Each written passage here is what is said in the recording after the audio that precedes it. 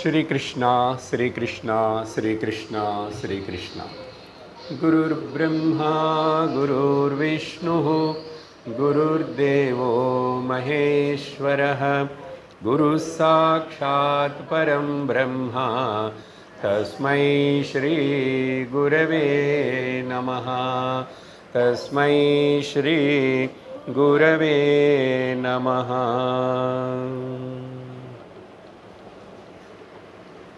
हरि ओम तत्सत्। श्वेताश्वतर उपनिषत् முதல் அத்தியாயத்தில் நம்ம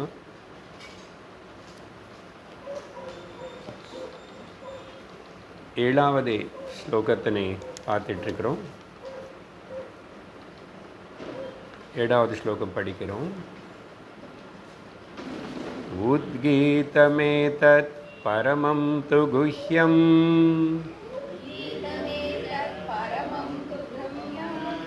तस्मिन् त्रयं सम्प्रतिष्ठाक्षरं च सुप्रतिष्ठाक्षरं च अत्रान्तरं ब्रह्मविदो विदित्वा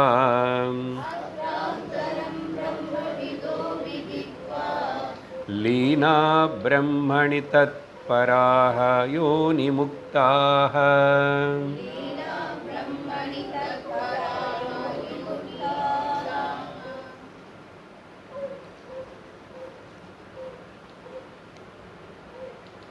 அறியறது எல்லாமே அறிவு கிடையாது.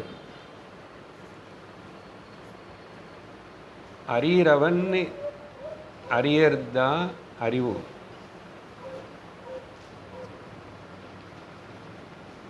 அறியறவன்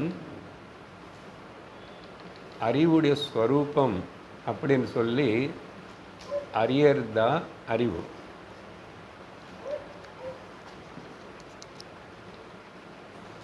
உள்ளது 40 ஸ்லோகத்தில் ஆரம்பத்தில் அந்த உள்ளம் உள்ளம் உள்ளம்னே நிறைய வாட்டி வரும். யாருக்கும் புரியாது.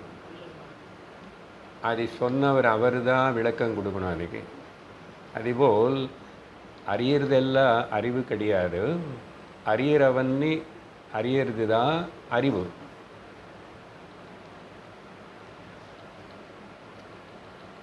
இந்த மந்திரங்களுக்குள்ள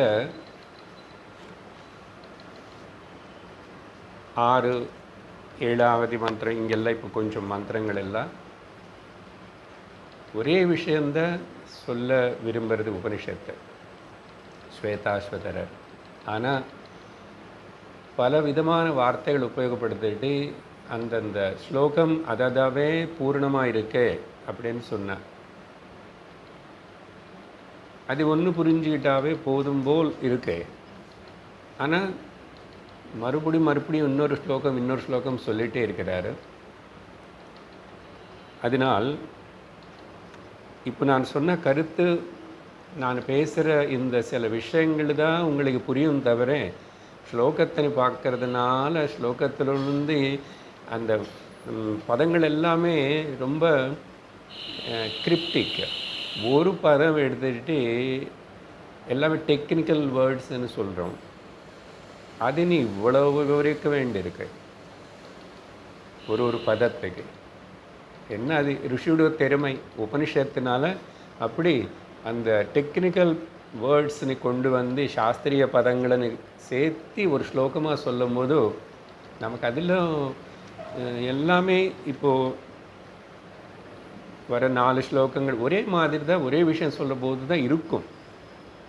ஆனால் விஷயம் கிரகிச்சுக்கிறது அதில் நிறைய இருக்கு.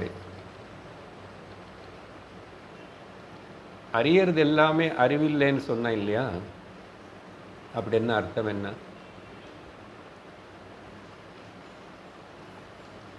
ஒரு குருவி, குட்டி குருவி கண்ணாடியில் அதோடைய பிரதிபலிப்பு பார்த்துட்டு அதுக்கு ஒரு ஞானம் ஏற்படுறது.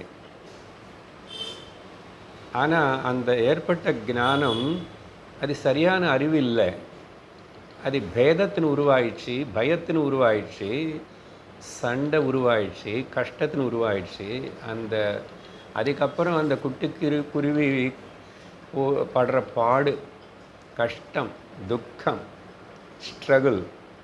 நம்ம எல்லோரும் ஏதோ ஒரு சந்தர்ப்பத்தில் வாழ்க்கையில் பார்த்துருப்போம். அந்த குருவி கண்ணாடிக்கு முன்னாடி அதோட பிரதிபிம்பத்தை பார்த்து குத்திட்டே இருக்கும். இதுதான் அறியறது எல்லாம், புலங்களினால் அறியறது எல்லாமே அது அறிவு, அது நிஜம் நான் நினச்சிக்கிறது தான் இங்கே நடக்கிற பெரிய தவறு. நமக்கு 5 புலங்கள் இருக்கு. இப்போ குருவி விஷயம் சொன்னால் அது திரும்பி அப்படி பண்ணி பண்ணி பண்ணி கண்ணாடிக்கு பின்னாடி போய் எல்லாம் பார்த்துட்டு அப்படி செஞ்சு திரும்பி எப்படியோ சோர்ந்து போச்சு, போய் உட்கார்ந்துக்கிறது. சக்ஸஸ் ஆகலை, மறுபடியும் வருது, இதே பண்ணும். எவ்வளவு நாளைக்கு அதை நாங்கள் தங்கிறதோ, எவ்வளவு நாளைக்கு அது கண்ணாடி பார்க்குறதோ, எவ்வளோ நாளைக்கு அந்த பிரதிபலிப்பு காணப்படுறதோ, அவ்வளவு நாளைக்கு அது கஷ்டப்பட்டுட்டே இப்படி பண்ணிட்டு இருக்கும். எக்ஸாக்ட்லி அந்த குருவி போல தான் நம்ம கூட இந்த லோகத்தில் ஒரு ஜீவன சம்சாரிகளாக இருந்து இப்படி ரொம்ப கஷ்டப்படுறோம், துக்கப்படுறோம், ஸ்ட்ரகிள் பிரயத்தனம் பண்ணிகிட்டே இருக்கிறோம். அப்போது அந்த குட்டி குருவி கண்ணாடியில் பார்க்குற அந்த பிரதிபலிப்புக்கு அது நிஜம் இல்லைன்னு அது பார்க்குற நானு தான், அறியிற நானு தான்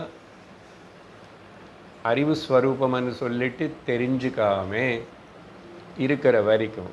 ஆனால் அதுக்கு அந்த வாய்ப்பு இல்லை. அந்த ஜன்மத்திலோ அந்த சரீரத்திலோ அதுக்கு என்ன நீங்கள் கிளாஸ் எடுக்க முடியாது, டீச் பண்ண முடியாது, எந்த இன்ஸ்டியூட்டுக்கு அனுப்ப முடியாது, ஒன்றும் பண்ண முடியாது. அது அவ்வளோதான். ஆனால் மனுஷன் அப்படி இருக்கலாமா? மனுஷனுக்கு இந்த சிந்தனை செஞ்சுட்டு நான் அறியறதெல்லாம் அறிவு கிடையாது, இந்த அறியிற நானு தான் அறிவு అని அறியணும். அதுக்கு ஒரு பிருஹதாரண்யகத்தில் சொல்லப்பட்ட ஒரு மந்திரத்தின்னு சொல்கிறேன். அங்கே என்ன சொல்லப்பட்டதுன்னா, யோ அன்யாம் தேவதாம் உபாஸ்தே அன்யஹ அசௌ அன்யோஹம் அஸ்மீதி ந சவேத யதா பசுரேவம் ச தேவானாம். பிருஹதாரண்யகத்தனை யாராவது நீங்கள் ஃபாலோ பண்ணிட்டு இருந்த அது நல்லா ரசிக்கலாம், உடனே உங்களுக்கு புரியும், தெரியும். யோ அன்யாம் தேவதாம் உபாசதே, புலங்களுக்கு காணப்படுற தெரியற அந்த விஷயங்கள் நாமரூபம், அது தேவதா ரூபமாகட்டும், விஷய ரூபமாகட்டும், லோக விஷயமாகட்டும். என்ன சொன்னால், நான் அறியறது எல்லாமே அறிவு கிடையாதுன்னு சொன்னேன். இது ரொம்ப பவர்ஃபுல் ஸ்டேட்மெண்ட். அது பிருஹதாரண்யகம் ரொம்ப ஆழமாக கொண்டு போய் நீ அறியிற அந்த தேவதா, அந்த ரூபம், அந்த நீ செய்கிறது எல்லாமே யஹ அந்யாம் தேவதாம், இதெல்லாம் அந்யம்தான். அந்த குட்டி குருவி அதோட பிரதிபலிப்பு அங்கே பார்த்துட்டு அந்யம் நினச்சிக்கிறதே, அது வேறே நினச்சிக்கிறதே. நம்ம அப்படி தான் ஜீவன் நான் வேறே நினச்சிக்கிறோம், ஈஸ்வரன் வேறே நினச்சிக்கிறோம். இப்படி அவங்கள அந்த தேவதைகள் எல்லாத்தையும் உபாசனை பண்ணுறாங்களே, வழிபடுறாங்களே. அப்படி பண்ணும்போதோ அதெல்லாம் வேறு. அந்யஹா அசோ அந்யஹா அகம் அஸ்மி, இது நான் வேறே. பாருங்க, இது ரொம்ப ஜாக்கிரதையாக புரிஞ்சுக்கணும். உபாசனா பூஜா தேவதைகளை பற்றி சொல்கிறாரு இவர். யதிஷ்டா என்ன இவர் நாஸ்திகனோ அப்படின்னு சொல்லி நீங்கள் நினைக்க மாட்டீங்க. யாராவது தப்பு தவறி இந்த எபிசோடு கேட்டால் யூடியூப்பில் அவங்க கன்ஃபியூஸ் ஆகக்கூடாது இல்லை. ஏன்னா மக்கள் தொடர்ந்து கேட்க மாட்டாங்க, அவங்களுக்கு பிருஹதாரண்யகம் என்ன தெரியாது, ஏதேதோ கேட்டுட்டு என்னென்னமோ பண்ணிகிட்டு இருப்பாங்க. அதனால் நான் ஜாக்கிரதையாக பேசணும் கொஞ்சம். எல்லாமே உபனிஷத்துடைய நோக்கம், அத்வைத்த சாஸ்திரம் வேதாந்தத்துடைய நோக்கம் என்னன்னா பேதத்தினை நீக்கிறது தானே. அப்போது ஈஸ்வர ஜீவ பேதம் எங்கே இருக்கு? இல்லைன்னு தானே நம்ம அந்த ஸ்டாண்டில் தானே நிற்கிறோம் அத்வைத்தம். அப்போ தைரியமாக சொல்லலாம், உபனிஷத்து சொல்கிறது பிருஹதாரண்யகம் யாக்ஞவல்கர் சொல்கிறாரு. என்ன சொல்கிறாரு?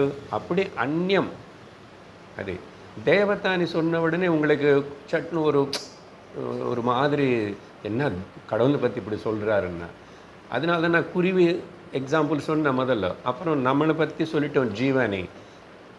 அதனால் நீ என்னென்ன அறியிறையோ, ஒரு கடவுளை பற்றி நான் தெரிஞ்சுக்கிட்ட, அவரோட புராணம் படித்த, அவருடைய பெருமை இப்படி இப்படியெல்லாம் ஏதாவது ஆகட்டும் அப்பா. யோ அந்யாம் தேவதாம் உபாஸ்தே அந்யா அசோ, அதெல்லாம் வேறு. அந்யா அகம் அஸ்மி இத்தி அப்படின்னு யார் நினச்சிக்கிறானோ, அறியறதெல்லாம் அறிவனை நினச்சிக்கிறானோ, அவனே அறியாமல் இருக்கிறானோ, ந சவேத, ஹி டசன்ட் நோ எனிதிங், அவனுக்கு எதுவுமே தெரியல. அப்படி இருக்கிற அவனு லோகத்தில் ஒரு பிரகிருதிக்கு அடிமையாயிடுறான், புலங்களுக்கு அடிமையாயிடுறான், தேவதைகளுக்கு கூட அடிமையாயிடுறான். நான் அது ரெண்டும் சொல்லலைன்னா உங்களுக்கு இது புரியாது. இங்கே என்ன சொல்கிறாருன்னு யாக்ஞவல்கர், யதா பசுரேவம் ச தேவானாம், அவன் ஒரு மாடுன்னு எப்படி நம்மளை உபயோகப்படுத்துக்கிறோமோ, இந்த தேவதைகள் எல்லாரும் இந்த ஜீவன் ஒரு சர்வெண்ட்டாக யூஸ் பண்ணிக்கிறாங்க.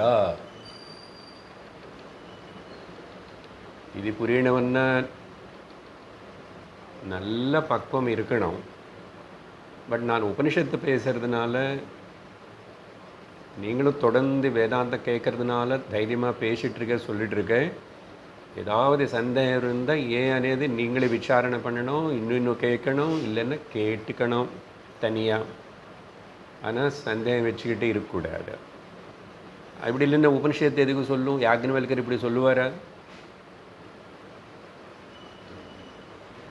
எவ்வளோ பெரிய சிறந்த ரிஷி ஞானி அவர். சூரியனோட ஸ்வரூபம், சூரியனுக்கிட்ட அறிவெல்லாம் வாங்கியிருக்காரு. அதனால் இந்த அறியறதெல்லாம் விட்டுடு, இந்த அறியறவன்னி அறியறதுக்கு முயற்சி பண்ணும். இதுதான் நம்ம வேதாந்தத்துடைய முக்கியமான கருத்து. சரியா? ஓகே, இது மனசில் வச்சுக்கிட்டு இப்போ இந்த 7வது மந்திரத்தில் எல்லா வார்த்தைகளும் நம்ம முடிச்சிட்டோம். அதுக்கப்புறம் கடைசியாக இருக்கிற ஒரு வார்த்தை அங்கே லீனாக அనే வார்த்தை இருக்கு. அது பற்றி விவரிக்கும் போது தான் உங்களுக்கு நான் குடம் காட்டிட்டு கடைசியாக கட்டாகாசம், குடத்தில் இருக்கிற ஆகாயம், வெளியில் இருக்கிற ஆகாயம், அப்படி இப்போது நம்ம அறியிறோம், தெரிகிறது நமக்கு. அப்படி இதோ கட்டத்தில் ஆகாசம் இருக்குது, அங்கே ஆகாசம் இருக்குது. எந்த காரணத்தினாலாவது இந்த குடம்பு உடைஞ்சிச்சுன்னா, அப்போது இதில் இருக்கிற ஆகாயம் வெளியில் இருக்கிற ஆகாயத்தில் போய் கலந்து சேர்ந்துச்சா, இல்லை வெளியில் இருக்கிற ஆகாயம் ஒரு இன்விடேஷன் கொடுத்துட்டு, வெத்தலை பாக்கு கொடுத்துட்டு, ரொம்ப நாளாச்சு நீங்கள் தள்ளி போயிட்டு இங்கே வா అని சொல்லி கூப்பிடுறதா? ஏதாவது ஒரு அப்படி விஷயம் நடந்ததா? பிரக்கிரியை நடந்ததா? ஏதாவது ஒரு ஈவெண்ட்டாக நடந்துச்சா? நடக்கணுமா?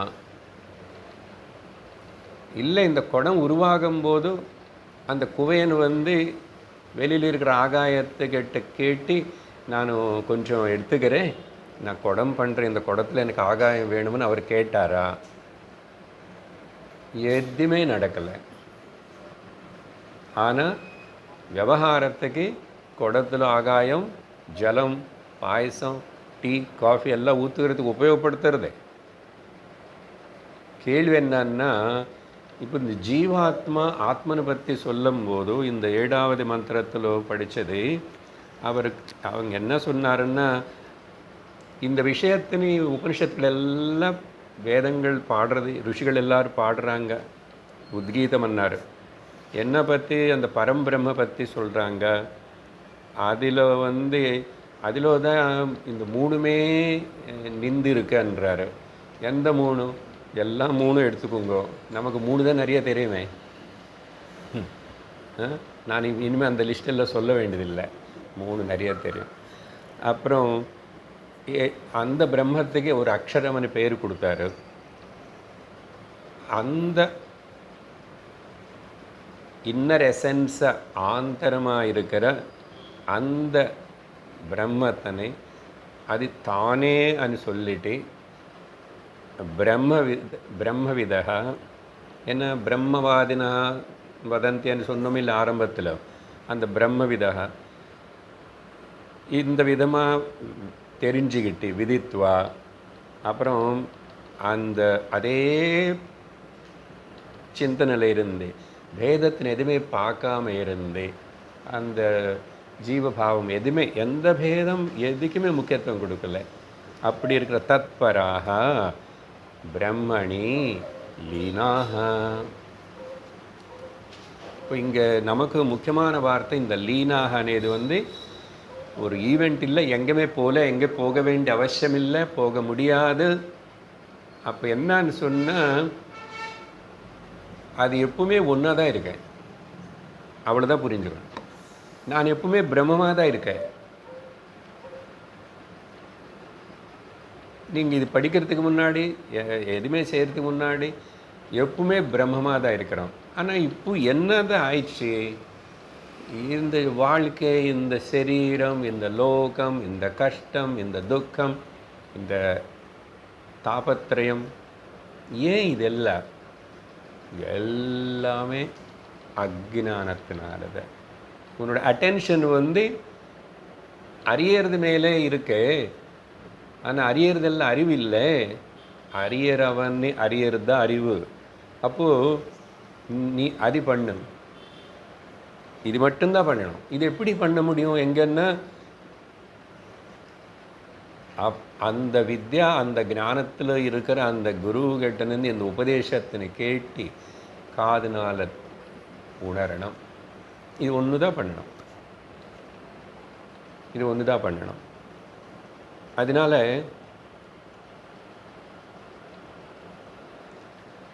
உணர்ந்து தான் லீனமாகிறதுன்னு அர்த்தம். உணரு, அறியணும். என்னது அறியணும்? இதோ நான் நானே அறிவு ஸ்வரூபம், நானே சித் ஸ்வரூபம், நானே ஆனந்த ஸ்வரூபம், நானே சத் ஸ்வரூபம் అని ஜஸ்ட் உணரு, ரிகக்னைஸ், அவ்வளோதான், அவ்வளவுதான். அதுக்கு போய் இந்த லீனாகனி பதம் சொன்னதுனால கலைஞ்சி போயிட்டாங்க, கரங்கி போயிட்டாங்க, ஒன்றாயிட்டாங்க. வேறா இருந்தால் தானே ஒன்றாகிறதுக்கு. ஆகாயம் வேற இருந்தால் தானே ஒன்றாகிறதுக்கு. அதனால அது இவ்வளோ கிராஸ் எக்ஸாம்பிள், உதாரணம், திருஷ்டாந்தம் சொல்லி தான் நமக்கு அந்த விஷயத்தினை புரிய வைக்கணும். இது சப்ஜெக்டாக இப்போ நம்மளுக்கு அப்ளை பண்ணிக்கணும். இந்த சப்ஜெக்ட் அப்ளை பண்ணுறது தான் ரொம்ப சிரத்தையோடு பண்ணணும், சின்சியராக தொடர்ந்து பண்ணணும். எனக்கு கன்விக்ஷன் நான் அதில் எஸ்டாப்ளிஷ் ஆகிற வரைக்கும் பண்ணணும். இதுதான் முக்கியமான வேலையாக இருக்கணும் முமுக்ஷுவுக்கு. அப்புறம் யோனி முக்தாகனே பதம் கூட கொஞ்சம் கிளாரிஃபை பண்ணிக்கணும். அன்றைக்கி சொன்னால் ஜீவன் முக்தர்கள் ஆயிடுறாங்க, இன்னொரு யோனிக்குள்ளே, இன்னொரு கர்ப்பத்தில் எங்கேயுமே போய் உளமாட்டான். இல்லைன்னா திரும்பி இன்னொரு இடத்துல போய் நம்ம நிஜமாகவே உழுறோம். இன்னொரு உபனிஷத்து வழி பார்த்த இந்த ஜீவன் எப்படி சூக்ஷ்ம சரீரம் திரும்பி ட்ராவல் பண்ணுறான், திரும்பி இன்னொரு அம்மாவோட வயிற்றில் போகிறான். அது ஒரு பெரிய ப்ராசஸ் எல்லாம் சொல்லியிருக்கேன். அது ஆகாயத்தில் இருக்கிற அந்த வருஷ ஜல பிந்துக்குள்ளே இருந்து கீழே விழுந்துருமா, ஞாபகம் இருக்க சொல்லியிருக்கோம். அப்போ அது இங்கே செடி கொடி காய சாப்பிட்றது அது பொருளுக்குள்ளே போய் நிற்குமா? அதுக்கப்புறம் அது வந்து புருஷன் சாப்பிட்டதுக்கப்புறம் அந்த புருஷன் சாப்பிட்டது புருஷனுக்குள்ள அந்த பீஜமாக இருந்து யார் ஜீவா అది స్త్రీ గర్భతలో ప్రవేశం பண்ணி அங்கே பாருங்கள் இவ்வளோ 5 ப்ராசஸ் இருக்குன்னு சொன்னோம். 5 ஃபர்னஸ். ஒரு பொருள் தயாராகி வெளியில் வரணும்னா உள்ள எத்தனை யூனிட்டு இந்த யூனிட் அதுக்கு போய் கடைசியில் it will come on to the road அதுபோல். ஆனால் இதெல்லாம் சத்தியம் இல்லை. எந்த திருஷ்டியில் பார்த்தா போன வாரம் நம்ம 3 சத்தியங்களை பற்றி பேசியிருக்கோம் இல்லையா? மறக்கக்கூடாது. வியாபகாரிக சத்தியம், பிராதிபாதிக சத்தியம், பாரமார்த்திக சத்தியம் பற்றி பேசியிருக்கோம். ஸோ இப்போ இங்கே யோனி முக்தாகன்னா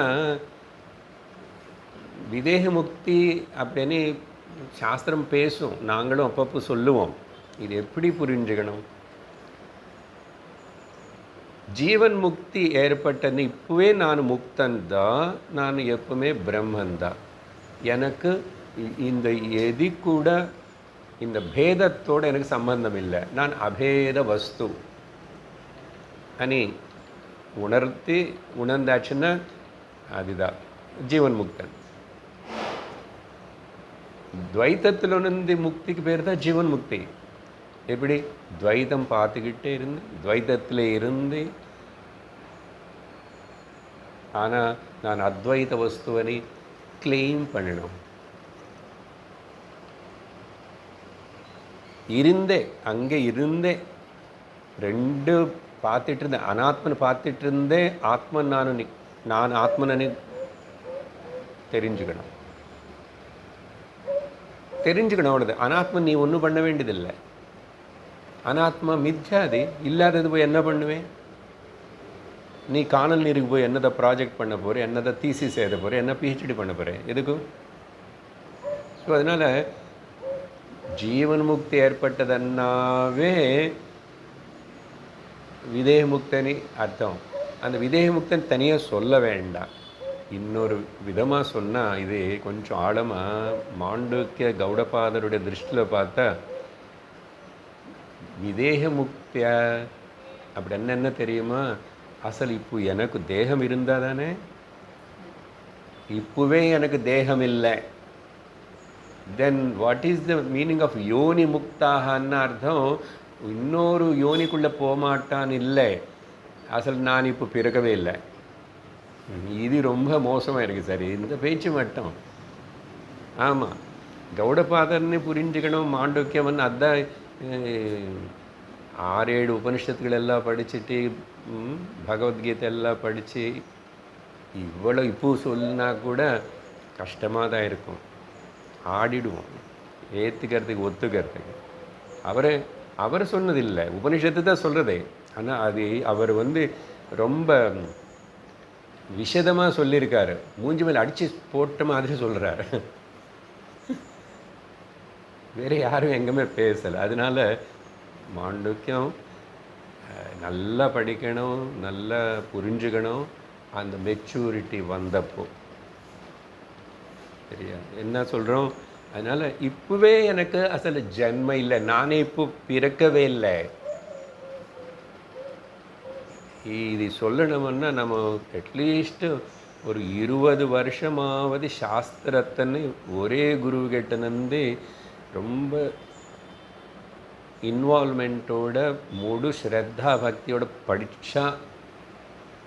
நான் சொல்லிட்டேன், என்ன சார் நீங்கள் சொல்லிட்டீங்க இல்லையா, நாங்களும் கேட்டோமே. அது அப்படி தான் இருக்கும். கேட்டோம், கன்விக்ஷன் வந்துச்சா? தேகத்தில் இருந்துட்டு இப்போ தேகத்தில் இருந்தே நான் பேசிகிட்டு இருக்கேன், நான் பிறக்கவே இல்லைன்னு. அதுக்கு மீறி ரொம்ப ஆழமாக போக விரும்பலை. இப்போது என்ன, ஸ்வேதாஸ்வர உபனிஷத்து எல்லா உபனிஷத்துகளுடைய ஐடியாஸ்னு டச் பண்ணுறதுனால இப்போ இந்த ஒரு வார்த்தைனை எடுத்துக்கிட்டு நானும் இன்னொரு 2 நாள் பேசலாம். ஏன்னா அதில் சர்வம் இருக்குது. பார்த்தீங்களா, ஒன்னொரு டெக்னிக்கல் வேர்டு. யோனி முக்தாகன்னா விதேக முக்தின்னு. நான் இப்போ பந்தத்திலே இல்லை, நான் பிறக்கவே இல்லை.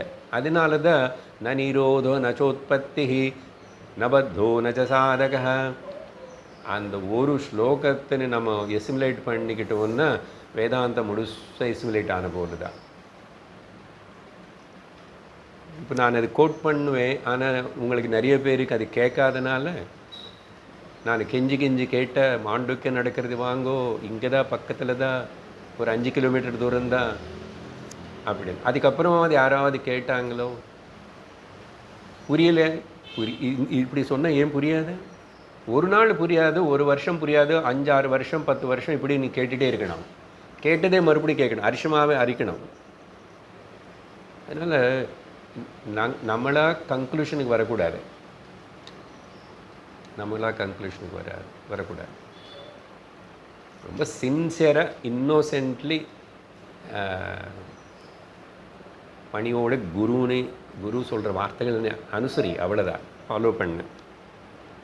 ஸோ யோனி முக்தாக, இது இந்த ஸ்லோகம் முடிஞ்சது இப்படி.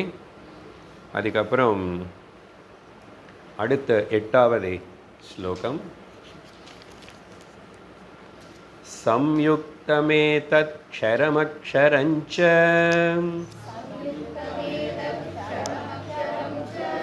व्यक्ता व्यक्तं भरते विश्वमीशः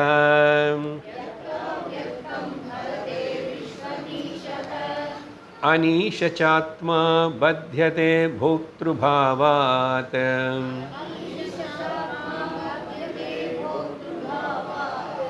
ज्ञात्वा देवं मुच्यते सर्वपाशैः.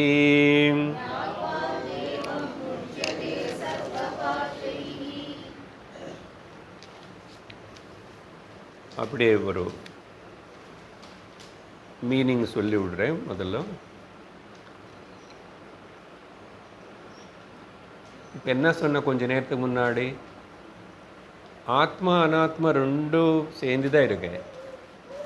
தேகத்தில் இருந்து இந்த தேகம் உபயோகப்படுத்திட்டு, இந்த தேகத்தில் இருக்கிற இந்த இந்திரியமான வாயு உபயோகப்படுத்திட்டு நான் தேகம் இல்லைன்னு சொல்லிட்டு இருக்கேன்.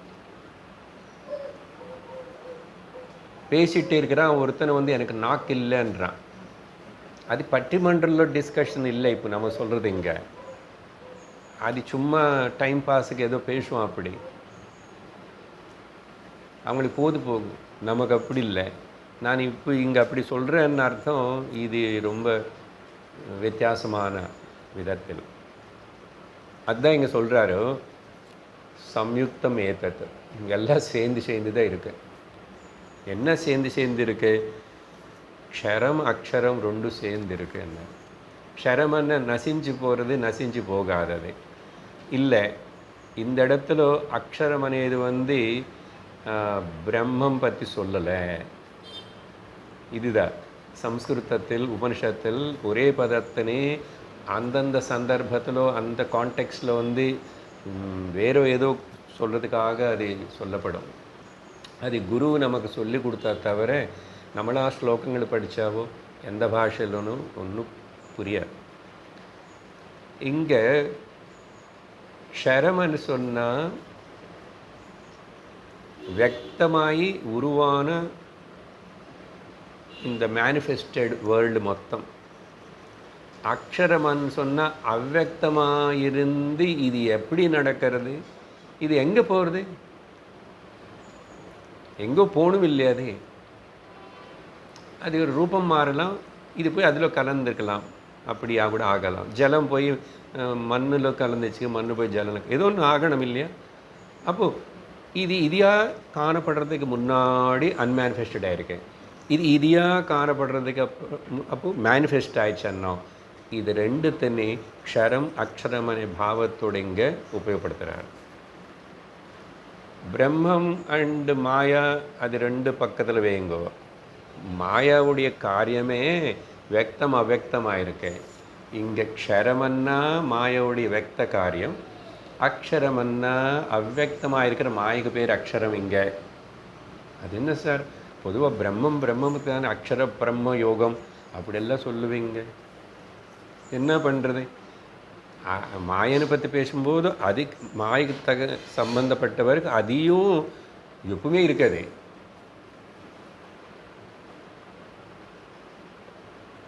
அதனால் அப்படி சொல்லி அவரே 2வது வரியில வியக்தம் அவ்யக்தம் அப்படின்னு அவரே விளக்கம் கொடுத்தாரு. ఓకే. இல்லை ஒருவேளை இந்த க்ஷரம் అనేది మొత్తం మాయ, அக்ஷரம் అనేది அக்ஷரம் பிரம்மதா, அப்படி கூட எடுத்துக்கலாம், தப்புன்னு கிடையாது. ஆனால் இந்த ஸ்லோகத்தில் இங்கே அந்த வியக்தம் అనేది சொல்கிறது தான்.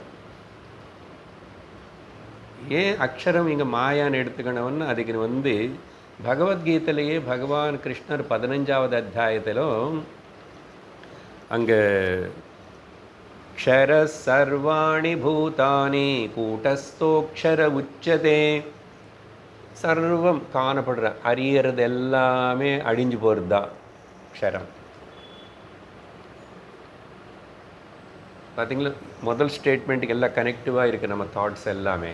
அறியறதெல்லாம் அறிவு கிடையாது, அறியறது எல்லாமே அழிஞ்சு போகிறதான். இது புதுசு இப்போ வந்துச்சு. அறியறது எல்லாமே அழிஞ்சு போயிடும். ஆனால் அறியறவன் எப்பவுமே அழிஞ்சு போகிறது இல்லை. க்ஷர சர்வாணி பூதானி கூட்டஸ்தோக்ஷர உச்சதே, அந்த கூட்டஸ்தமாக மாறாமே கூட்டவத் திஷ்டத்தை அப்படியே இருக்கிறதுக்கு பேர் அக்ஷரம் அன்னாரங்க. அப்படி சொல்லி விட்டுட்டா அது பிரம்மன் நினைச்சு எடுத்துக்கலாம். அது நிறுத்தலை பகவான். க்ஷர சர்வாணி பூதானி கூட்டஸ்தோக்ஷர உச்சதே உத்தம புருஷஸ்து அந்யஹ. ஆனால் உத்தம புருஷன் வேறு, இது ரெண்டுத்துக்கு மிஞ்சி அப்பார வேறையாக இருக்காருன்றார். அப்போ கண்டிப்பாக இங்கே கூட்டஸ்தானி சொல்லி அக்ஷரமான சொன்னது மாயா.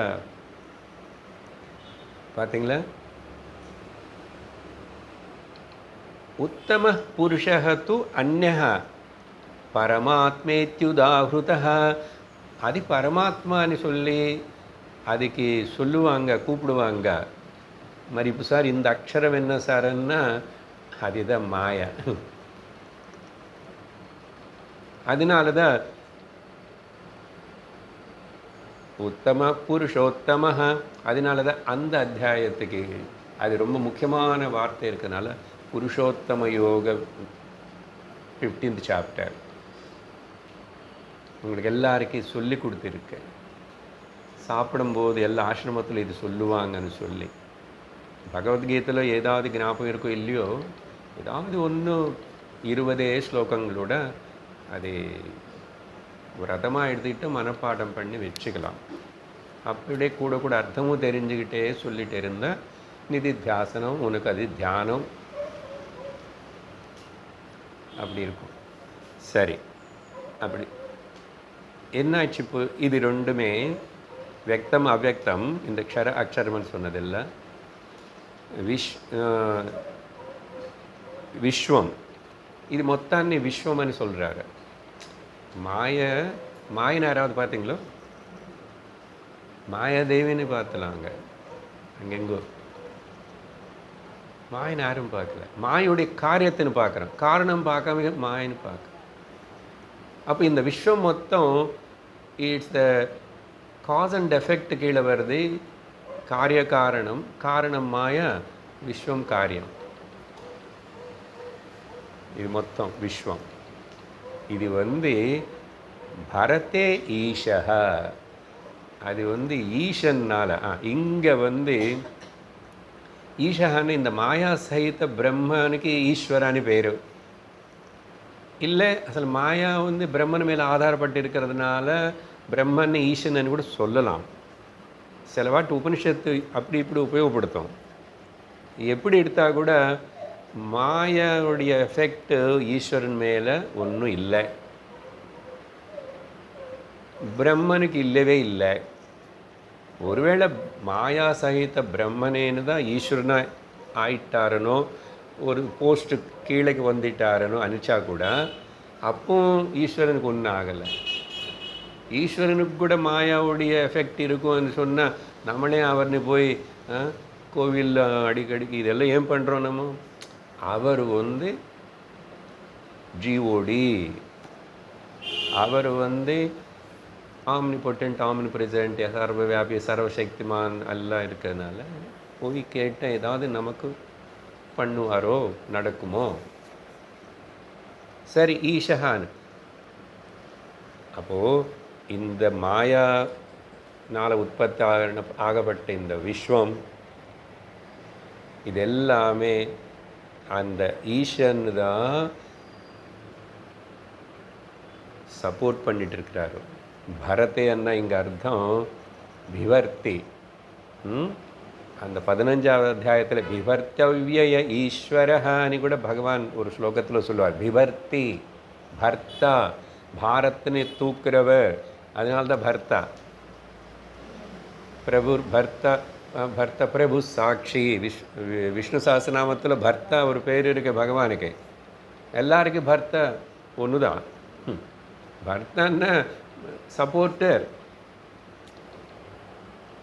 தரணி பூமின்னு பர்த்தான்னு கூப்பிடலாம், ஆகாயத்தின்னு பர்த்தான்னு கூப்பிடலாம். என்ன எல்லாத்தையும் சப்போர்ட் பண்ணுறதே, நம்ம எல்லாரும் தாங்கிக்கிறது வச்சுக்கிறதே இல்லையா?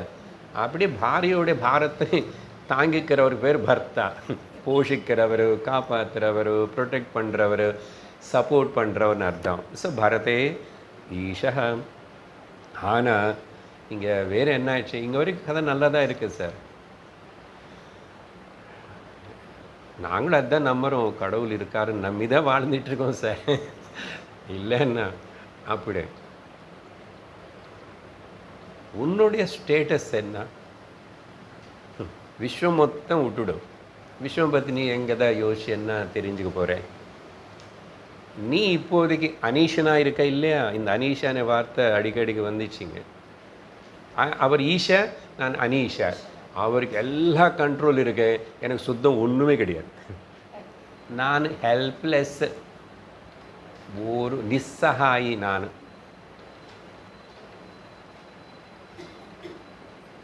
இந்த அனீஷா ಯಾರಿವನು? ಜೀವಾತ್ಮ, ಆತ್ಮ. ಅನೀಶಃ ಆತ್ಮ. ಇವನು பத்தியதை, இவன் மட்டும் பந்தத்தில் இருக்கிறான். சொல்லுங்க யாராவது தைரியமா, எனக்கு ஒரு பந்தமும் கிடையாதுன்னு. நீங்கள் ஜீவன் முக்தானான்னு சொல்லலாம் என்ன போல். எனக்கு ஒரு பந்தமும் கிடையாது. நான் எதிலும் பந்திக்கப்படலை, எந்த விதத்திலும் பந்திக்கப்படலை. சொல்ல முடியலையே ஜீவனுக்கு. ஞானி ஆன தவிர சொல்ல முடியல. ஏன் இவன் அப்படி பத்தன் ஆயிடுறான்னு சொன்னால், அவன் இந்த அறியறது எல்லாமே சத்தியம் நினச்சிக்கிறான். அறியறவன் நானும் எதிலும் பந்தப்படலை. இது சின்ன அனாலிசிஸ் ஒன்று போதும். நம்ம பிறந்து நம்ம கொஞ்சம் ஊகை தெரியறது, வளர்ந்ததுக்கப்புறம் மனசு அப்புருந்து வேலை பண்ணிகிட்ருக்குல்ல. இப்போ இந்த மனசில் எத்தனை எண்ணங்கள் வந்துச்சு, எத்தனை விஷயங்களுக்கு நம்ம அட்ராக்ட் ஆகிட்டோம், எத்தனை விஷயங்களுக்கு நம்ம தூரம் ஆகிட்டோம், எத்தனை டாய்ஸ் எல்லாம் வாங்கிட்டோம், எல்லாத்தையும் எத்தனை தூக்கி போட்டோம் பண்ணவும் இல்லையா? எத்தனையோ பிடிச்சதுன்னு சொன்னோம், அப்புறம் எத்தனையோ பிடிக்கலன்னு சொன்னோம். நிஜமாக மனசு ஏதோ அது ஒட்டி இருந்தா நிஜமாக நீ எப்படி விட்டுட்ட? அப்போ அந்த பந்தம் అనేది కూడా, అటాచ్మెంట్ అనేది కూడా ఈజ్ అన్ ఇల్యూషన్. நீ அட்டாச் ஆகியிருந்தா அது விட்டிருக்க மாட்டியே, கவனிக்கலை. ஆனால் அதுதான் நடந்துட்டுருக்கேன். அதனால் மனசு எதுக்கு ஒட்டுக்கலை. ஆனால் இவனுக்கு உள்ள அந்த மனசுலேயே ஒரு அகங்காரம் అనేది இருந்து அது அபிமானத்தின் உருவாக்கி இவனை நான் ரொம்ப பந்தப்பட்டிருக்கேன்.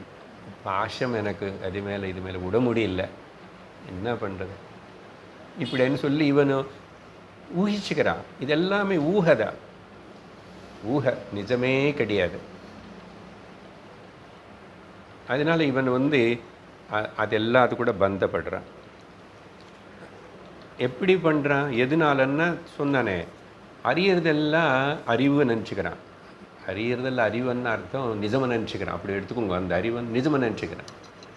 ஆனால் இங்கே ஒரு சின்ன அனாலிசிஸ் பண்ணுங்க. அறியறது எல்லாமே கூட அது என்ன, திருஷ்யத்துவம் ஒரு பாயிண்ட். அது திருஷ்யத்துவம்னா இது முன்னாடி இல்லை, அப்புறம் வந்துச்சு, அப்புறம் காணாமல் போகும். அதுதானே பார்த்தா, இது முன்னாடி பார்க்கல, அப்புறம் திரும்பி பார்க்கல. அப்படி என்ன திருஷ்யத்துவம்? எத் திருஷ்யம், எதெல்லாம் வார்த்தை வேறே தவிர ஒன்றும் இல்லை, எதெல்லாம் அறியப்படுறது அது அது விடாதவங்க எனக்கு. அது ரொம்ப பவர்ஃபுல் ஸ்டேட்மெண்ட் எனக்கு. அறியறது எல்லாமே கூட திருஷ்யம். திருஷ்யம்னா பார்க்கறது மட்டும் இல்லை, கேட்கறது கூட. அதனால தான் அதுக்கு சரியான வார்த்தை அறியறது எல்லாமே பொய். ஏன் அது திருஷ்யத்துவமாக இருக்கு. இன்னொன்று இது டெக்னிக்கல் டர்ம்ஸ் தான், பௌதிகத்துவமாக இருக்கு. அது எல்லாமே பஞ்சபூதங்களோடு சேர்ந்து மெட்டீரியல் மேட்டராக இருக்கு. மெட்டீரியல் மேட்டராக இருக்கிறதுனால அது பௌதிகத்துவம் இருக்குது அதில். அதுக்கப்புறம் சரி பார்த்தா காணப்பட்டது, அது அப்படியே இருக்கின்றதா? குழந்தை இதுக்கு முன்னாடி இல்லை, இன்னைக்கு தான் பிறந்துச்சு. பார்த்தா ஃபஸ்ட் டைம் குழந்தை பிறந்துச்சு, அது அப்படியே இருக்கிறது. அது அப்படியே இருந்த நேசிக்க முடியாது, அது மாறணும். மாறாமல் அப்படியே இருந்த எப்படி? அது வளரணும், நடக்கணும், பெருசாகணும். இல்லை, மாறணுமானே நம்ம ஆசிக்கிறோம். ஆனால் அந்த மாற்றத்தினை பூர்ணமாக ஒத்துக்கிறது இல்லை. நம்ம மாற்றத்தினை பூர்ணமாக ஒத்துக்கிறது இல்லை. நம்ம சின்ன வயசில் இருக்கும்போது எல்லாம் நினச்சிடும், நான் சீக்கிரம் பெரியவன் ஆகணும். இல்லை, ஸ்கூலுக்கு போகும்போது எல்லாம் குழந்தை கேளுங்க, நான் சீக்கிரம் காலேஜுக்கு போனேன், டைக்கு. அங்கே வந்ததுக்கப்புறம் நான் இன்னொன்று ஆகணும். அது மாறுறதுக்கு விரும்புகிறோம். ஆனால் அந்த மாற்றத்தினை பூர்ணமாக ஏற்றுக்கிறதுக்கு ஒத்துக்கலை. எனக்கு பிடிச்ச, நான் நேசிக்கிற அந்த மனுஷன், அந்த ஸ்திரீயோ புருஷனோ அவங்க மாறக்கூடாது. அவங்க எப்பவுமே அப்படி தான் அழகாக இருக்கணும். சாத்தியமா? அவங்க எப்பவுமே நான் நினச்ச போல என்ன பார்த்துட்ருக்கணும். சாத்தியமா? அங்கே உனக்கு மைண்டில் டிஸ்டர்பன்ஸ் வருதா இல்லையா? மாற்றத்தின் ஒத்துக்கிட்டா எல்லா மாற்றத்திനും ஒத்துக்கணும். சாரீரிக மானசிக எல்லா மாற்றம் சகஜம். The change is the law of the world. இது ஒத்துக்காதனால உனக்கு ஒரே கவலை. இப்போ பாருங்க, இப்போ எல்லாமே ராங் நோஷன்ஸ் தான். விஷயத்தினை புரிஞ்சுக்காம அப்படியே வாழறது மனுஷனுக்கு துக்கத்துக்கு காரணம், வேறு எதுவுமே இல்லை. அதனால தான் right thinking and right knowledge and right direction, right notions தேவை. இது எங்கே சாஸ்திரம் கொடுக்கும். எந்த வெளியில் சயின்டிஸ்டோ யாரும் வேறு யாரும் கொடுக்க மாட்டாங்க, சாஸ்திரம் கொடுக்கும். இருக்கிற போல் சொல்லும். எங்கே இருக்கிறோம் இப்போ நம்ம? நான் நடுவில் இப்போ 9வது ஸ்லோகத்துக்கு உங்களுக்கு இதெல்லாம் சொல்லிகிட்ருக்கேன். இன்னும் 2 வரி அர்த்தம் பார்க்குறோம். 8வது ஸ்லோகமா? 8 முடிச்சிட்டோம் இல்லை? 8 தான் பார்க்குறோம். எஸ் எஸ், சரி. இது பாருங்க, 3 சொல்லியிருக்கு ஆல்ரெடி. திருஷ்யத்துவம் இருக்குது, பௌத்திகத்துவம் இருக்குது, விகாரத்தோடு கூடி இருக்கு, மாறிக்கொண்டே இருக்கு. நீ காட்டுங்க ஏதாவது மாறலே இல்லைன்னு. நீ கண்ணுக்கு கூட சிலவாட்டி காணப்படாமல் இருக்கலாம். அது எப்படிப்பட்ட பொருள் என்னன்னு சரி. எத் திருஷ்யம் தது நஷ்யம். இது ஒரு லா. எதெல்லாம் உனக்கு அறியப்படுறதோ அது எல்லாமே நசிஞ்சு போகக்கூடிய தன்மை இருக்கிறது, அது நிஜமில்லை. அப்புறம் அதில் குணங்கள் இருக்கும், சகுணத்துவம். இந்த 3 குணங்கள் ஏதோ ஒரு காம்பினேஷன் மாறிக்கொண்டே இருக்கும், எஃபெக்ட் பண்ணிகிட்டே இருக்கும். சரீரத்தில் 3 குணம், பித்த வாத கஃபன்றாங்க. சத்வ ரஜஸ் தமோ குணங்கள்ன்ற ஒரு மனிதனில் இதெல்லாம் மாறுறது, தினந்தோறும் மாறுறது, எப்பவுமே மாறுறது. கடைசியாக புரிஞ்சுக்க வேண்டியது ஆகமா அபாயத்துவம், வரவு போக்கு. வந்துச்சா போகும். எதெல்லாம் வந்துச்சோ அது எதெல்லாம் போகும். இதெல்லாம் இதெல்லாம் லா, பிரகிருத்திலோ லா. ஸோ இப்போ இது வச்சுக்கிட்டு தான் இங்கே சொல்கிற இந்த வார்த்தைகள் பிரம்மம் அண்ட் ஜீவ வார்த்தைகள் வேறு வேறு இருக்கா. இப்போ இது புரியலன்னா பேசிக் அண்டர்ஸ்டாண்டிங் உங்களுக்கு ஸ்லோகம் அர்த்தம் புரியாது, எதுக்கு சொல்கிறாருன்னு புரியாது, ப்ராக்டிக்கல் செல்ஃப் அப்ளிகேஷன் நடக்காது. எனக்கு அப்ளை பண்ண முடியலன்னா இது வேஸ்ட்டு. நேற்றுக்கு ஒரு தெலுங்கு கிளாஸில் கருத்து, ஒரு டாக்டர், எஃபிஷியன்ட் டாக்டர் அப்படின்னு சொல்கிறோம், ஹார்ட் ஸ்பெஷலிஸ்ட்டு. அவர் எஃபிஷியன்ட் டாக்டராக இருந்து பேரு புகழ் பணம் எல்லாம் அது அடையிறதுக்கு அவருடைய பர்சனல் லைஃப்பில் அவர் வேல்யூஸ் விலுவை வேல்யூஸோட நல்ல ஒரு பண்பாடோட நல்ல தர்மத்தோடு இருக்கிறவன அவசியம் இல்லை. இதையும் ரொம்ப சட்டில் பாயிண்ட் இது. உதாரணம் சொல்லிட்டா உங்களுக்கு புரியும். ஒரு ஹார்ட் டாக்டர் சொன்னேன், ஹார்ட் ஸ்பெஷலிஸ்ட், அவர் ஸ்மோக்கர், அவர் சிகரெட் பழக்கம் இருக்குது அவருக்கு.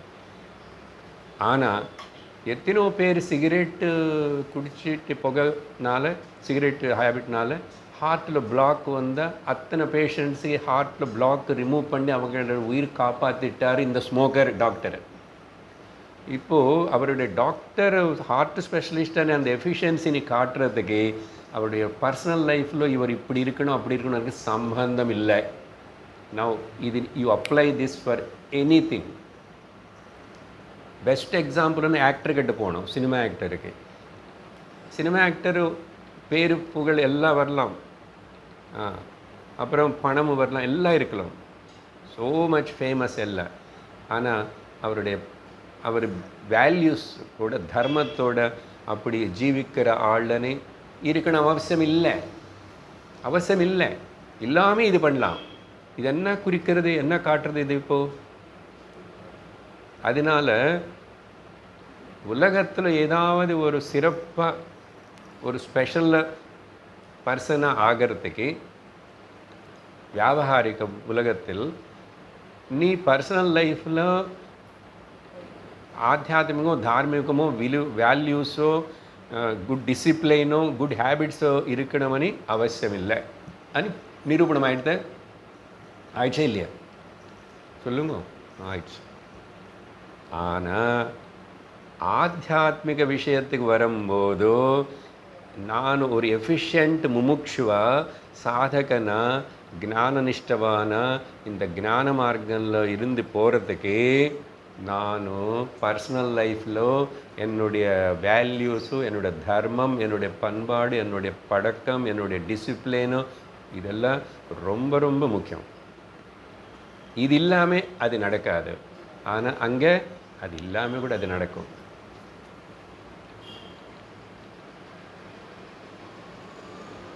எதுக்கு இந்த பாயிண்ட் வந்துச்சுன்னா, நாரத பக்தி சூத்திரத்தில் சாதனை என்னன்னு இப்போ பேச தொடங்கிட்டார்.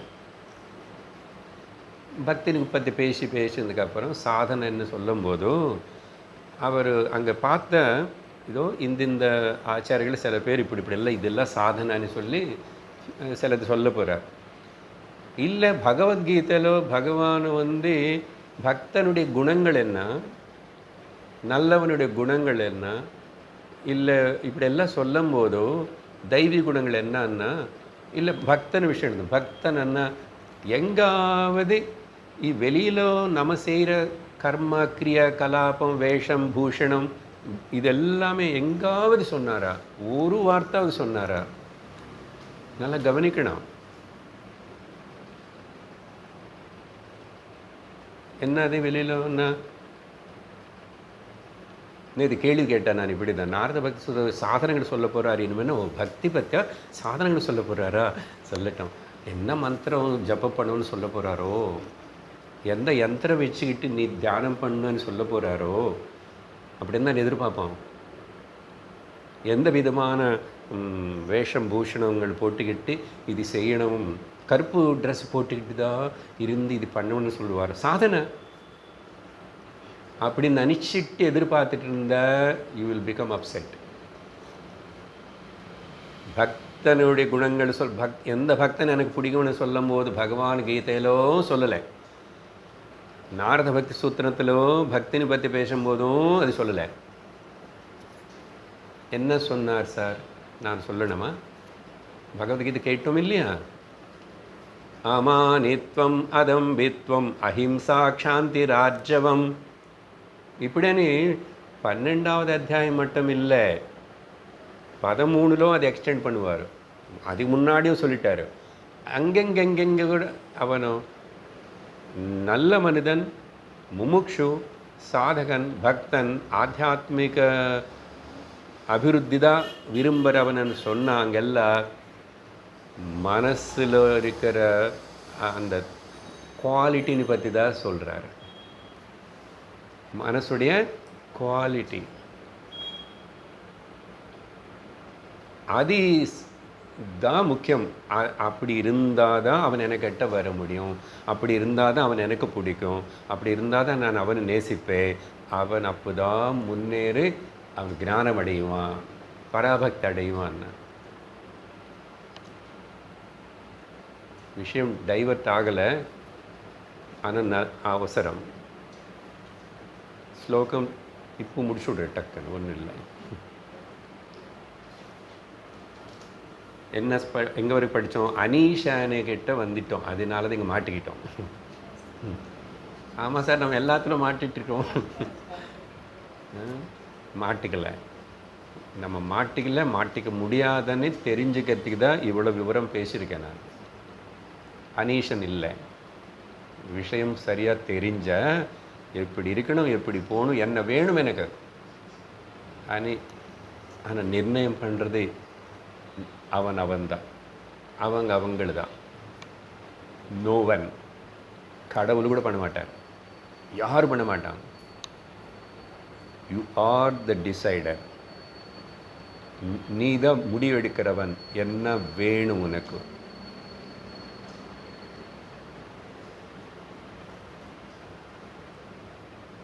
அனீஷ ஆத்மா பத்தியத்தை போக்திருபாவாத்.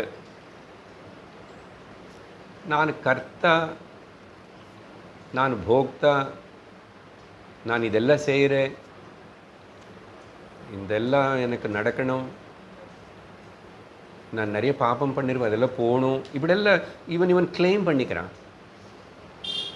டூயர்ஷிப் அண்ட் என்ஜாயர்ஷிப் பண்ண போக்திருத்வ கர்த்திருத்வ பாவாத். எதுக்கு சொல்கிறார்? அது ஏன் பந்திக்கப்பட்டார்னா, நீ நான் தான் பண்ணுறேன்னு அనే பாவனை நீ வச்சுக்கிட்டேன். இந்த நானே ஒரு அபிமானத்தை ரொம்ப ரொம்ப ரொம்ப ரொம்ப பலப்படுத்திக்கிட்டேன். நீ அதுக்கு நீ முக்கியத்துவம் கொடுத்துட்ருக்க.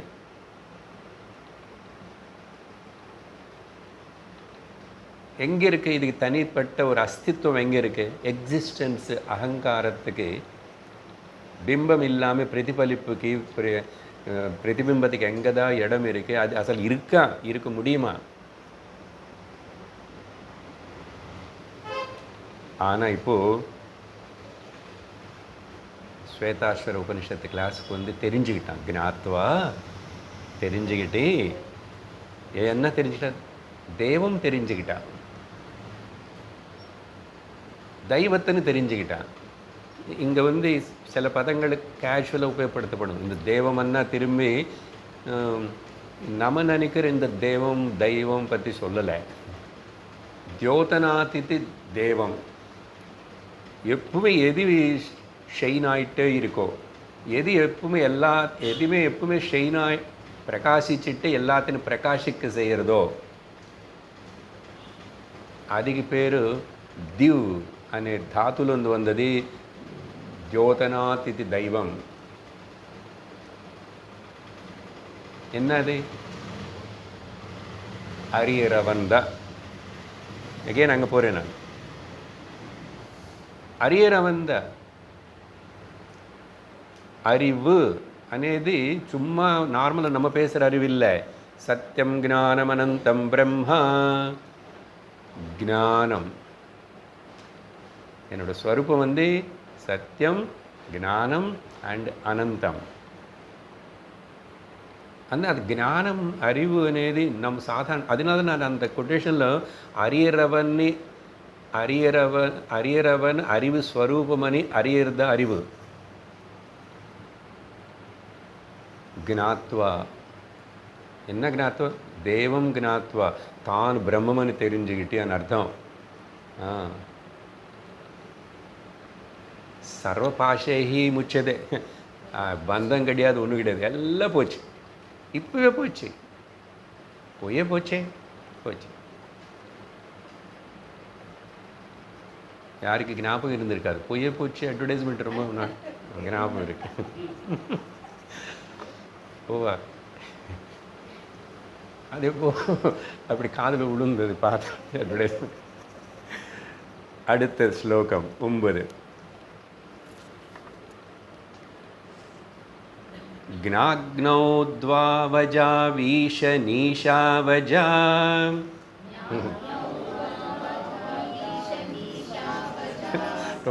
ரொம்ப காம்ப்ளிகேட்டடான ஒரு அமைப்பு. சரி. ஏகா போக்திருபோக்யார்த்தயுக்தா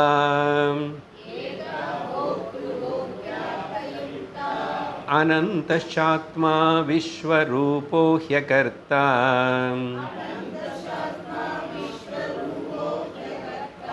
த்ரயம் யதா விந்ததே பிரம்மமேதத்.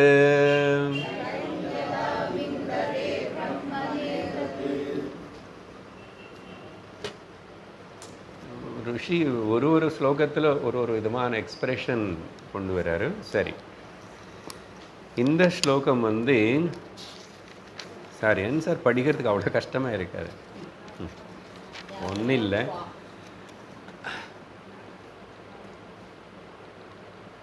தெரிஞ்சவனும் தெரியாதவனும் க்ஞா அக்னோ.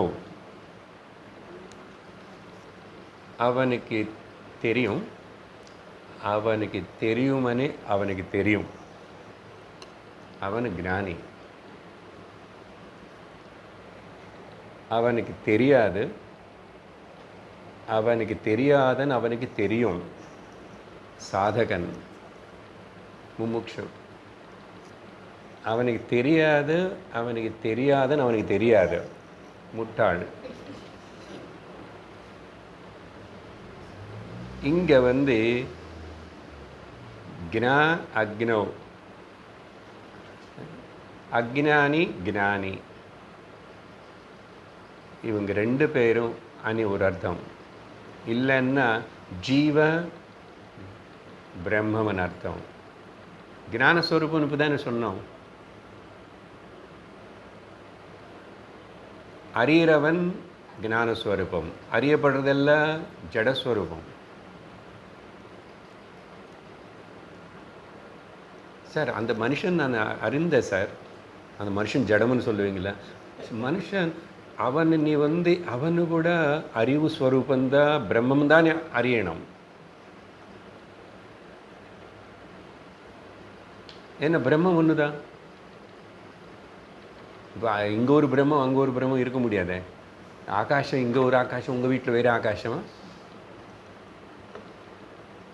இருக்க முடியாது. இவங்க ரெண்டு பேரும் துவௌ. அப்புறம் ஈஷ அனீஷோ. இவங்க யார்? இவங்க ரெண்டு பேரும் அதெல்லாம் அங்கே அப்படி கிராமட்டிக்கல் அப்படி ஆகி உங்களுக்கு கஷ்டப்படுத்துது. அது பிரித்து பார்த்தா ஈஷ அனீஷௌஹோ. இப்போ தானே சொன்னோம், ஈஸ்வரன் வந்து எல்லா சர்வத்தினையும் கண்ட்ரோல் பண்ணுறவர். ஜீவன் வந்து அனீஷனாக இருக்கான். இவன் ரெண்டு. அப்புறம் போக்திரு போக்யா அர்த்தயுக்தா. இங்கே வந்து என்ன சொல்ல வர்றாருன்னா, ஜீவன் வந்து ஈஸ்வரனுக்கு கூட போக்திருத்வம் போக்யத்துவம் எல்லாம் இருக்கு. என்ன அவர் தானே இந்த பிரபஞ்சம் எல்லாம். ஆனால் அவர் பந்திக்கப்படலை மாயிலோ. அதுதானே சொன்னோம். இவங்க 2 பேர் என்ன சொல்கிறான்னு அஜவ், அது ஒரு வார்த்தை இருக்குது நடுவில். அஜவ்ன்னா பிறப்பில்லாத, அன்பார்ன்னு, பிறக்கவே இல்லைன்னு அர்த்தம். அப்படின்னா எட்டர்னல் தே போத் ஆர். அப்புறம் இந்த நடுவில் ஜீவனுக்கு மட்டும் இந்த போக்திருத்துவ பாவம் கர்த்திருத்துவ பாவத்தினை கொண்டு இவனுக்குள்ளே இப்படி ஒரு அட்டாச்மெண்ட் உருவாக்குற அந்த மாயா சக்தி இருக்கு பார்த்தீங்களா? ஓகே, அது யார் கிரியேட் பண்ணுறாங்கன்னா அந்த மாயா ஏகா, அந்த மாயா அது கூட அஜா. சரியா? அந்த லாஸ்ட்டு மேலே இதில் அஜா இருக்கு. மாயக்கு ஒரு பேர் அஜா, அன்பார்ன். அப்படின்னா அர்த்தம் இங்கே அப்போது எட்டர்னல்னு சொல்லலாமா? ஆமாம், எட்டர்னல்னு சொல்லலாம். எட்டர்னல் எவ்வளோ நாளைக்கு? நீ அக்ஞானியாக இருக்கிற வரைக்கும் அது எட்டர்னல் தான். அதுக்கு பிறப்பு அனாதின்னு சொல்கிறோம். அதனால் பிரம்மமும் அனாதி, பிறப்பில்லை.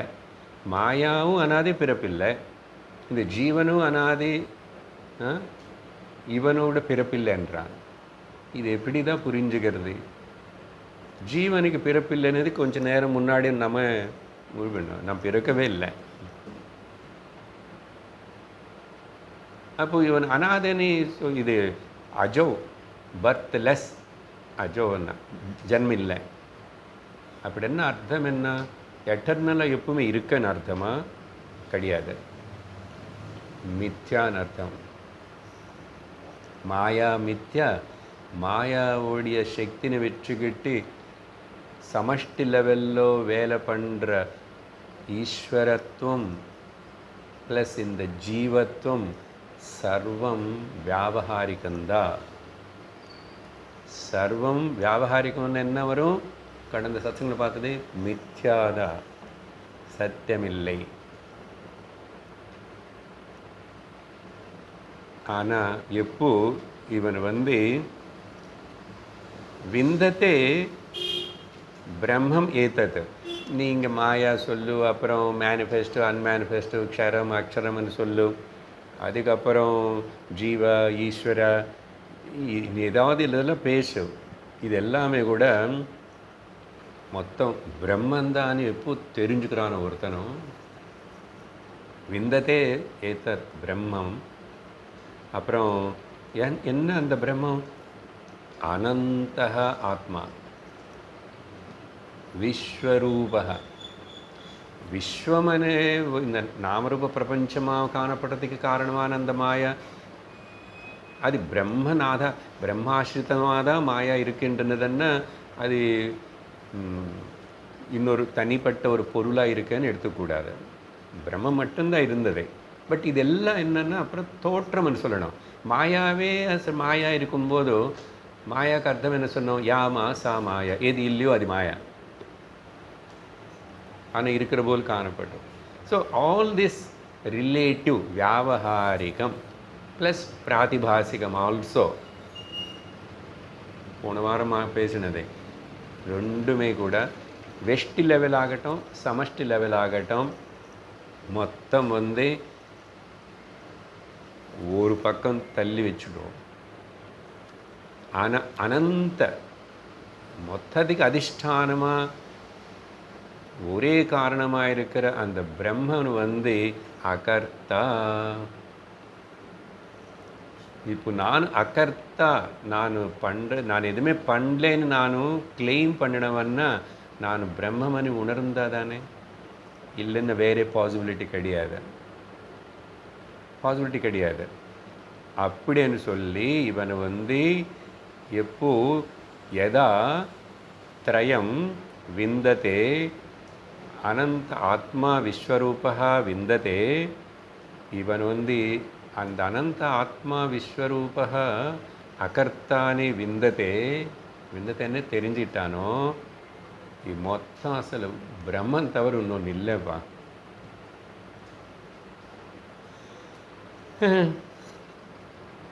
அது ஒன்று சொல்கிறதுக்கு இப்போ 1 hour அதே பேசுகிறீங்க. நான் 1 hour பேசுகிறது, இத்தனை 1 hour மணிக்கணக்கில் பேசிகிட்ருக்கேன். நீ புரிஞ்சுக்கிட்டியோ? புரிஞ்சு விட்டதா? 100% புரிஞ்சு விட்டுதா? ஒத்துக்கிறியா? அதனால தான் நான் பேசிகிட்ருக்கேன் இப்படின்னு சொல்லி இங்கே அந்த விஷயத்தைன்னு சொன்னார். ஜஸ்ட் 10 ஆரம்பிச்சுடுவேன். எவ்வளோ 10வது ஸ்லோகம். க்ஷரம் பிரதானம் அமிர்தாக்ஷரம் ஹரஹ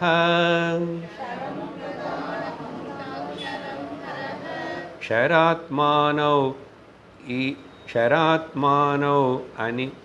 க்ஷராத்மானா வீஷதே தேவ ஏகः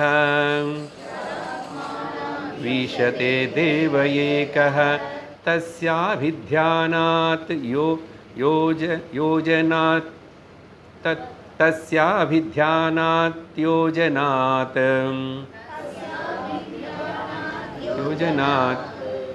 तत्त्वभावात् तस्याभिध्यानात् योजनात् तत्त्वभावात् भूयश्चान्ते विश्वमाया निवृत्तिः.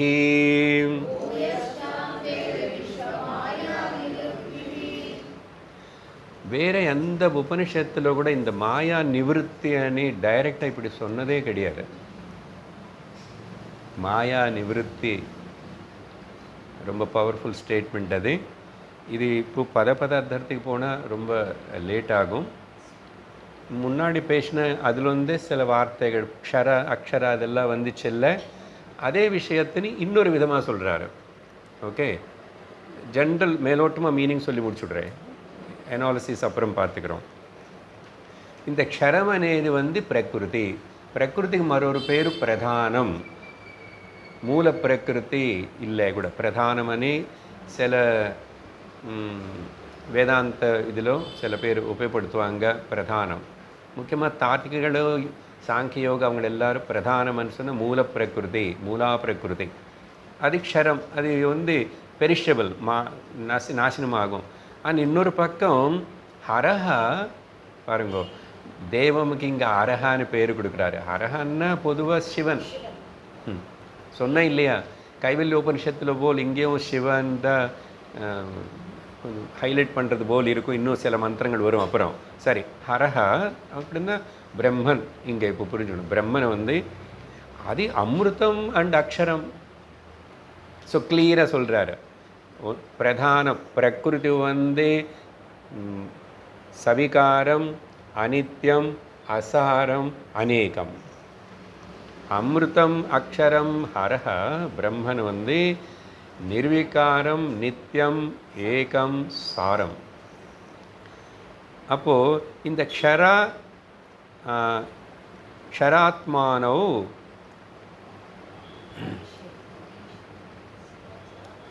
இங்கே அது எப்படி பேருக்கணும், க்ஷராத்மானோ அப்படின்னா அதான் இந்த க்ஷராத்மானோன்னு மாயா க்ஷர అనేది அந்த மாயைக்கு அடிப்படையாக வர இந்த தேகம், ஜீவாத்மா, ஜீவர்கள், ஜீவாத்மா இதெல்லாமே கூட ஈஷத்தே தேவः ஏகः. மேலே சொன்ன அபிப்பிராயம்தான். ஒரே தேவः ஹரஹ பிரம்மன் இஸ் கண்ட்ரோலிங் எவ்ரிதிங். இங்கே தேவகான்னு எடுத்துக்கிட்டால், ஈஷத்தைன்னு எடுத்துக்கிட்டால் ஈஸ்வரன் எடுத்துக்கலாம், சரியா? ஆனால் மேலே அமிர்தம் அக்ஷரம்னு சொன்னதுனால பிரம்மம்னு கூட எடுத்துக்கலாம். இதை பிரம்மம் அக்ஷரம்னு சொல்லி ஈஷானி வார்த்தை யூப்படுத்திட்டா கண்ட்ரோலர். ஆனால் பிரம்மன் அசல் எதுவுமே கண்ட்ரோல் பண்ணல. ஏன் கண்ட்ரோல் பண்ணுறதுக்கு இன்னொரு 2வது இருந்தால் தானே கண்ட்ரோல் பண்ணுறது. நான் தூக்கத்தில் என்ன தான் கண்ட்ரோல் பண்ணிகிட்ருக்கேன், என்ன பார்த்துட்ருக்கேன், என்ன பேசிகிட்ருக்கேன், யாரு கூட தொடர்பு வச்சுருக்கேன், எதுவுமே இல்லை. ஏகமே அத்தீத்தையும் சொல்ல பிரம்மன் ஸ்டாண்ட் பாயிண்டில் பார்த்தா அந்த கண்ட்ரோலர்னு கூட சொல்ல முடியாது. பட் உபனிஷத்துக்கு வேறு வழியில் நமக்கு புரிய வைக்கிறதுக்கு முதல்ல நம்ம திருஷ்டி வெஷ்டிலேருந்து சமஷ்டிக்கு போகணும். அப்போ அங்கே ஈஷான்னு சொல்லணும். அந்த ஈசனுக்கு கூட ஈசனாக இருக்கிற பிரம்மன்னு சொல்லணும். பிரம்மம் திருஷ்டிలో போய் பார்த்தா அவர் ஒன்றே தான். ஜல திருஷ்டிలో ஜலந்தான். சமுத்திரம் கிடையாது, அலை கிடையாது, நுரை கிடையாது, ஒன்றும் கிடையாது. தென் நாம் அந்த பிரம்ம திருஷ்டிக்கு போகணும். சரியா? அப்புறம் என்ன ஆச்சு? தஸ்ய அப்படிப்பட்ட அந்த பிரம்மத்தனை ஹரன் தேவன் தியானத்தினாலையும் முதல் தத்துவபாவாத் 3 சாதனைகள் மாதிரி சொல்கிறாரு. தத்துவபாவத்தினாலையும் அப்புறம் அபித்தியானத்தினாலையும் அப்புறம் அவர் கூட உண்ணாறதுனாலையும் அப்புறம் என்னாகும்? பூயஹாச்ச அந்தே என்னாகும்? சீக்கிரம் சொல்லுங்க. பசிக்கிறது, சீக்கிரம் சொல்லுங்க. மாயா நிவృత్తి. அப்பா விடுங்க சார், போய் சாப்பிடணும். கிளாஸ் நிவృత్తి. ஓம் பூர்ணமத பூர்ணமிதம் பூர்ணாத் பூர்ணமுதச்யதே பூர்ணஸ்ய பூர்ணமாதாய பூர்ணமேவாவசிஷ்யதே. ஓம் சாந்தி சாந்தி சாந்தி. ஹரி ஓம் ஸ்ரீ குருப்யோ நமः. ஹரி ஓம். ஹரி ஓம் தத்சத்.